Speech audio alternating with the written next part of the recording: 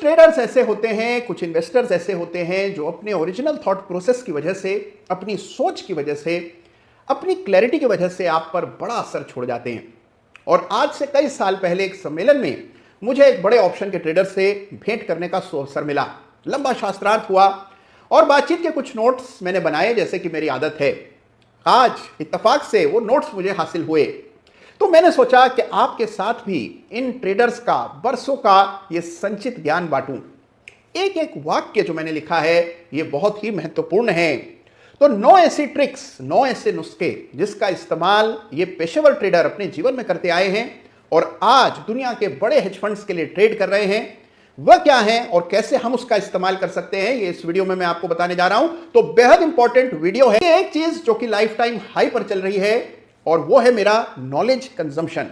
जी हां, देखिए अभी ये वीडियो बनाने से पहले आराम से ऑडियो बुक सुन रहा था, कान में हेडफोन लगाया और ऑडियो बुक सुन ली। 10-15 मिनट की भी फुर्सत मिली तो ऑडियो बुक सुनकर किसी ना किसी नए विषय के बारे में जान जाता हूं। इसके अलावा किताबें तो पढ़ता ही हूं। तो लाइफ टाइम हाई पर मेरा नॉलेज कंजम्पशन चल रहा है और यह रहा था कि आज से बरसों पहले एक सूची तैयार मैंने की थी जब मैं इन सज्जन से मिला था, और इस सूची में मैंने 9 पॉइंट्स लिखे थे, यानी वो 9 ट्रिक्स, वो 9 नुस्खे जिनका इस्तेमाल कोई भी ट्रेडर अपने नॉर्मल ट्रेडिंग में कर सकता है अगर वो ऑप्शन का ट्रेडर है तो। और इनका इस्तेमाल करके आपकी ऑप्शन ट्रेडिंग में जमीन और आसमान का फर्क यकीनन आता हुआ आपको दिखेगा।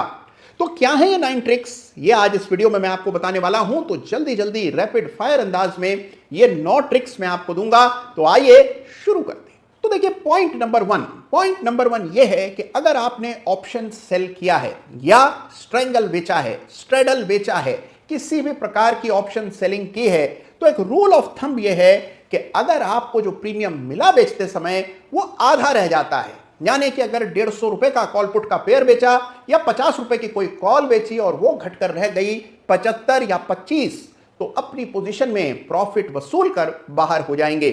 यह है रूल ऑफ 50 और यह है पहला नियम, पहला पॉइंट इस सूची में। पॉइंट नंबर 2 यह है कि कोशिश करेंगे कि ज्यादा से ज्यादा अवधि के ऑप्शंस बाय करें। देखिए सारी दुनिया करंट सीरीज के ऑप्शंस को बाय करने में लगी हुई है, यानी वीकली एक्सपायरी के ऑप्शंस खरीदारों की कोई कमी नहीं है।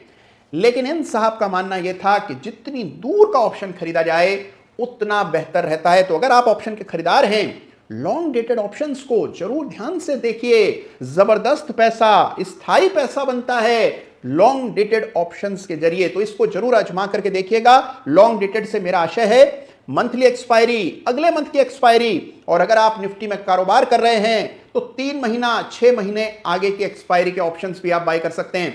तो ऑप्शन बायर को लंबी अवधि के ऑप्शंस बाय करने चाहिए। पॉइंट नंबर 3 यह है कि रेयर सिचुएशंस को हटा दें।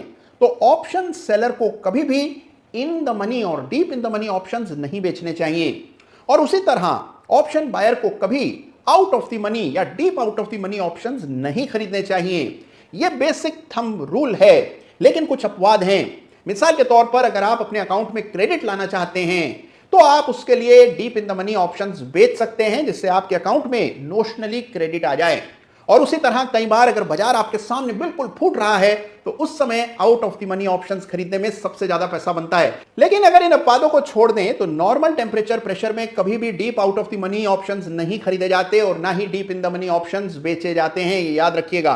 पॉइंट नंबर 4, अपनी स्ट्रेटजी का नेट डेल्टा आपको हमेशा पता होना चाहिए। मिसाल के तौर पर आपने एक एटीएम कॉल यानी कि at the money call sell की, उसका डेल्टा था 0.5 और आपने दूर की एक कॉल खरीदी जिसका डेल्टा था 0.2, तो अब आपका नेट डेल्टा हो गया -0.3, यानी 0.5 माइनस 0.2, 0.3 का नेगेटिव डेल्टा है। ये आपको पता होना चाहिए, बेहद काम आता है। और जब तक ये ना पता हो ऑप्शन के बाजार में लंबी दूरी तय नहीं कर पाएंगे आप, ये लिखित में ले लीजिए। और पॉइंट नंबर 5 और बहुत ही इंपॉर्टेंट है उन लोगों के लिए जो ऑप्शन ट्रेड्स में नए हैं। जो भी ऑप्शन के ट्रेड आप कर रहे हैं उसको सादी भाषा में कॉपी पर जरूर लिखिए। यानी अगर आपने 18,600 की निफ्टी की कॉल खरीदी है तो लिखिए कि 18,600 पे मैंने निफ्टी को रिजर्व करा लिया है अपने लिए, और उसके लिए मैंने मान लीजिए 100 रुपए का प्रीमियम दिया है। मुझे प्रॉफिट शुरू होगा 18,700 के ऊपर निफ्टी की एक्सपायरी आने पर।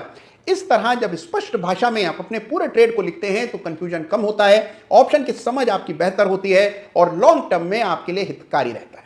पॉइंट नंबर 6, अगर आप ऑप्शन में लंबी दूरी तय करना चाहते हैं, बड़े ऑप्शन के ट्रेडर बनना चाहते हैं, तो जरूरी है कि आपको अपने ट्रेड को एडजस्ट करना आना चाहिए। मिसाल के तौर पर मान लीजिए आपने एक कॉल बेची हुई है, अब वो परेशानी में पड़ गई, यानी कि बाजार नीचे जाने के बजाय ऊपर चला गया, तो अब इससे कैसे निपटना है? एक तरीका यह है कि स्टॉप लॉस लें और मुक्ति पाएं, दूसरा तरीका यह है कि इसको एडजस्ट करें। एडजस्टमेंट कई तरह से किए जा सकते हैं। इसी शॉर्ट कॉल को आप बटरफ्लाई में बदल सकते हैं अगर आप और मार्जिन लगा दें, या आप चाहें तो एक कॉल दूर की खरीद कर इसको स्प्रेड में तब्दील कर सकते हैं। इस तरह के एडजस्टमेंट्स जब तक आप करना नहीं सीखेंगे, ऑप्शन के बाजार में लंबी दूरी तय नहीं कर पाएंगे। पॉइंट नंबर 7 यह है कि कभी भी दूसरों के ट्रेड्स कॉपी मत कीजिए और ना ही दूसरों की शैली को कॉपी कीजिए। हर ट्रेडर अलग तरह से सोचता है, ऑपरेट करता है। मैं देखता हूं कि कई सारे ट्रेडर्स बहुत ही कॉम्प्लेक्स ऑप्शन स्ट्रेटजीज इस वजह से बना रहे हैं क्योंकि उन्होंने किसी बड़े ट्रेडर को ऐसा करते देखा है। जो भी आप कर रहे हैं उसको पहले समझें, या ऐसा करने की जरूरत भी है।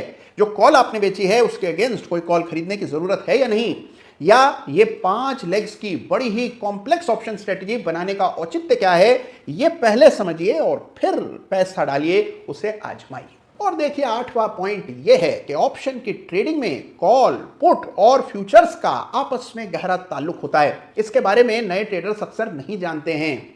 देखिए अगर आप फ्यूचर खरीद रहे हैं, साथ में आपने एक पुट खरीदा है, तो आपका रिस्क रिवॉर्ड उतना ही है जितना कि कॉल का होता है। और इसी वजह से अगर आपने फ्यूचर खरीदा, साथ में पुट खरीदा, तो जो मैक्सिमम रिस्क निकल करके आ रहा है इस पोजीशन का, उतना ही होता है आपकी कॉल का प्रीमियम, यानी कि आपस में इनके बीच में गहरा जुड़ाव होता है। फ्यूचर के दाम बढ़े, पुट के दाम बढ़े, तो कॉल के दाम पर उसका सीधा असर पड़ना स्वाभाविक सी बात है।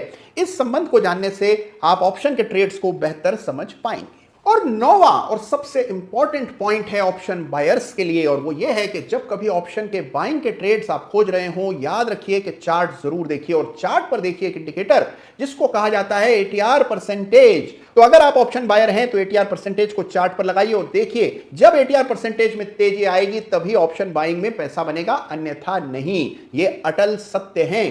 तो देखिए यह है 9 मेजर पॉइंट्स जो कि बरसों की शोध के बाद इन साहब ने खोज निकाले थे और इस संग्रह को आपके साथ मैंने आज इस वीडियो के जरिए बांटा।